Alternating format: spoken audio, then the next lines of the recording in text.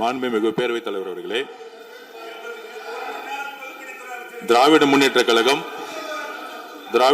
கழகம் முதல் நாளில் இந்த சபையுடைய மரபையும் பாரம்பரியத்தை பற்றியும் நமக்கு வகுப்பெடுத்தார்கள்.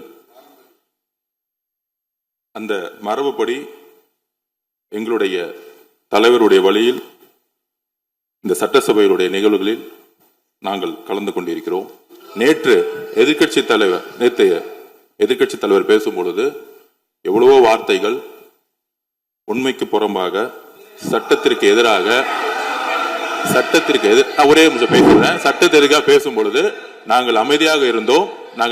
ஒரு 2-3 முறை தான் அவரு பேசும்போது மினிஸ்டர்கள் நின்னாங்க. ஆனா இன்னைக்கு மாண்புமிகு முதலமைச்சருடைய முதல் உரை, கடந்த 4 நாட்களாக திராவிட முன்னேற்ற கழகம் முதலமைச்சர் ஏன் பேசலன்னு சொல்லிட்டே இருந்தாங்க. இன்னைக்கு பேச ஆரம்பிச்ச உடனே அவர் சொன்ன வார்த்தை பார்ட்டி ஃபண்ட் சொன்னார். எந்த பார்ட்டின்னு சொல்ல. ஆனா அந்த வார்த்தைகள் சொல்லி முடிஞ்ச உடனே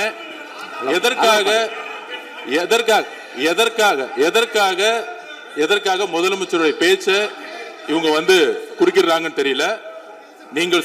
நீங்கள் சொன்னது படி முதலமைச்சர் பேச வேண்டும். பேசிய பின்பு கருத்துகளுக்கு பதிலளிக்க அவர்கள் பதிலளிக்கும், நாங்களும் பதிலளிக்க தயாரிக்கிறோம் பதிவு பண்றோம்.